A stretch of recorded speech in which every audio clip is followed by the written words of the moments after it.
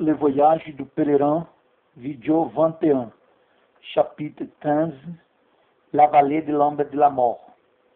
Voix, Valdemir Mota de Menezes, le scribe. Chapitre 15, la vallée de l'ombre de la mort. Au bout de cette vallée, il y avait encore une autre, nommée la vallée de l'ombre de la mort, ou la vallée obscure, au travers de laquelle il fallait que les chrétiens passassent nécessairement par le chemin de la cité céleste, passer droit par le milieu. Psaume 23, 4. Quand je marche dans la vallée de l'ombre de la mort, je ne crains aucun mal, car tu es avec moi. Ta houlette et ton bateau me rassurent. Cette vallée est un lieu fort solitaire. Et le prophète Jérémie l'a dépeint comme un lieu désert, un pays de landes et montagneux, un pays sec, dans l'ombre de la mort. Jérémie 2, 6. Ils n'ont pas dit, où est l'Éternel, qui nous a fait montrer du pays d'Égypte, qui nous a conduits dans le désert, dans une terre aride et pleine de fosses, dans une terre où régnant la sécheresse et l'ombre de la mort, dans une terre par où personne ne pense et où n'habite aucun homme. À l'entrée de cette vallée, il rencontre deux hommes, enfants de ceux qui décrieront autrefois le bon pays de Canaan, et qui retourneront en grande hâte sur l'épée. Où allez-vous, le dit les chrétiens. Retournez, répondiront-ils, si vous avez encore quelqu'un souci de votre vie. Pourquoi cela? Répondit les chrétiens. Qu'est-ce qui s'est passé? Ce qui s'est passé, répondiront-ils. Nous sommes allés aussi loin qu'il est possible dans les chemins où vous voulez entrer, mais nous y avons manqué d'y liser la vie. Qu'est-ce que donc qui vous est arrivé? Demanda le chrétien. Qu'avez-vous vu? La vallée obscure elle-même, diront-ils. N'est-ce pas assez?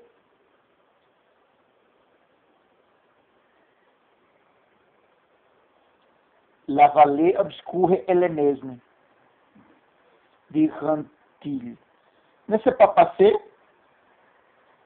D'épaisses ténèbres et régnant de toutes parts, on n'y aperçoit que des lutins, des dragons sortis de l'abîme. On y entend sans cesse des gémissements et des hurlements, comme des gens accablés sur des pesantes chaînes. Un mort, c'est un lieu dangereux et horrible. Je ne suis encore voir autre chose en tout ceci, dit les chrétiens, sinon que c'est le chemin par lequel je dois passer pour parvenir au terme de mon voyage.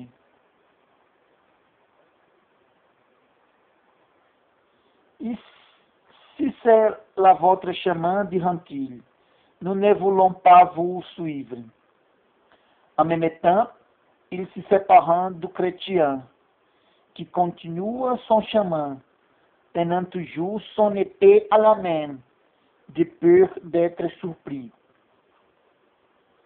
Je vis aussi qu'au côté droit de la vallée, il y avait tout le long du chemin un profond fossé, où sont tombés de tout temps les aveugles qui conduisant d'autres aveugles, et où ils ont misérablement péri. À la gauche, il y avait un marais tellement rempli de fange et de boue, que leurs convoyageurs viennent à y tomber. son pied de ne trouver point de fond. C'est celui où le roi David tombe une fois, où il aurait misérablement péri si le Tout-Puissant ne l'eût retiré. Psaume 69, 9, 3. Je m'épuise à crier, mon gosier s'y desséché, mes yeux s'y consument, tandis que j'ai regardé vers mon Dieu. Le sentier était aussi extrêmement étroit, et c'est ce qui augmentait le péril, car comme les chrétiens marchaient dans l'obscurité, ils s'exposaient à tomber dans les marais lorsqu'ils voulaient éviter la fosse. Et au contraire, ils s'exposaient à tomber dans celui quand ils voulaient éviter les marais, de sorte qu'ils marchaient avec beaucoup d'inquiétude et de peine. Environ au milieu de cette vallée, assez près du chemin, était un des gouffres qui conduisait à l'enfer. Le feu, la fumée et les cris effroyables qui sortaient de cet abîme épouvantèrent tellement les chrétiens, lorsqu'il fut arrivé, qu'il s'arrêta tout court, disant lui-même, « C'est là, que faut-il que je fasse ?»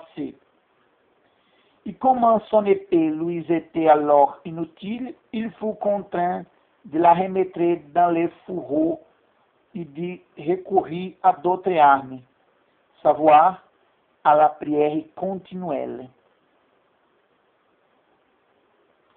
Psaume 116, 2. Car il a penché son oreille vers moi, je l'invoquerai toute ma vie. Je l'entendais crier, délivre mon âme, ó Javé. Et comme il passait le feu l'approche du cyprès, il entendit des cris si épouvantables et de tel éclat qu'il graignit souvent d'être mis en pièces et foulé comme la boue des rues. Il entendit ces cris affreux et vit ces objets de rue pendant quelques heures en chemin. Et comme il lui semblait entendre le bruit d'une troupe d'ennemis qui étaient aux prises, il s'arrêta quelque temps pour délibérer sur ce qu'il aurait à faire. Il lui prenait quelquefois l'envie de rebrousser le chemin, mais réfléchissant ensuite qu'il avait bien passé la moitié de la vallée et qu'il avait déjà surmonté tant de dangers. Il comprit qu'il y aurait encore plus de péril à rebrousser chemin qu'à poursuivre son voyage. Et il prit la résolution de passer d'outre. Cependant, il lui semblait quelquefois que les ennemis approchaient toujours davantage et qu'il avait les avoir sur les bras, ce qui fit qu'il s'écria, comme pour s'encourager lui-même. Je vais avancer à la force du Seigneur, des Seigneurs. Là-dessous, ils priront toute la fuite et ne paruront plus. Il y a encore une chose que je ne dois pas oublier ici, c'est que ce pauvre chrétien était si étonné qu'il ne reconnaissait plus sa propre voix. Et je m'aperçus qu'il vis-à-vis de l'abîme, un de ces méchants vint par derrière. Et s'approchant de lui doucement, lui soufflèrent fort bas et fort vite dans les oreilles plusieurs affreux blasphèmes, qu'il croyant sortir de son propre cœur, ce qui lui causait plus d'inquiétude, que tout ce qui lui était arrivé précédemment ne pouvait comprendre comment il se faisait qu'il vomit maintenant des blasphèmes contre celui qui l'avait jusqu'alors tant aimé. Mais ce qui augmentant sa douleur, c'est de voir qu'il ne pouvait dissiper ses blasphèmes, quelque fort qu'il fût pour cela. Il marche pendant quelque temps dans sa triste état, chamant Fassin. Il lui semble ouïr un peu devant lui la voix d'un homme qui disait: Encore que je chemine dans les vallées de l'ombre de la mort, je ne crains point, car tu es avec moi. Les chrétiens furent ravis de cette rencontre pour bien des raisons. Psaume 23, 4. Quand je marchais dans la vallée de l'ombre de la mort, je ne crains aucun mal, car tu es avec moi. Ta lettre et ton bateau me rassurent. Premièrement, parce qu'il venait d'entendre des paroles, lui rappelait que Dieu était avec lui, bien qu'il fût dans un état si triste et si accablant. Pourquoi disait-il en lui-même: Cela ne serait-il pas, quoique plusieurs obstacles m'empêchant de la voir ou de la comprendre? Deuxièmement, parce qu'il en tirant cette conclusion, qu'il y avait des personnes dans cette vallée qui craignant le Seigneur aussi bien que lui. Troisièmement, parce qu'il y a conçu l'espérance qu'en s'y pressant un peu, il pourrait attendre celui qui marchait devant lui, et qu'ainsi il aurait bientôt bonne compagnie.